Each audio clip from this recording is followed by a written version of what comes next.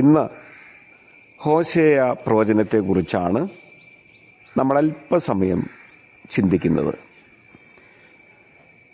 ഹോശേയ പ്രവചനം ആ പേര് സൂചിപ്പിക്കുന്നത് പോലെ ഹോശേയ തന്നെയാണ് രചിച്ചതെന്നാണ് പൊതുവെ പണ്ഡിതന്മാർ അഭിപ്രായപ്പെടുന്നത്. യൊരോബെയാം രണ്ടാമൻ്റെ കാലത്ത്, അതായത് കാലഘട്ടം പറയുമ്പോൾ ഉദ്ദേശം BC 760 BC 723 ഇടയ്ക്ക് ഈ ഗ്രന്ഥം രചിക്കപ്പെട്ടിരിക്കാം എന്നാണ് പണ്ഡിതന്മാരുടെ അഭിപ്രായം.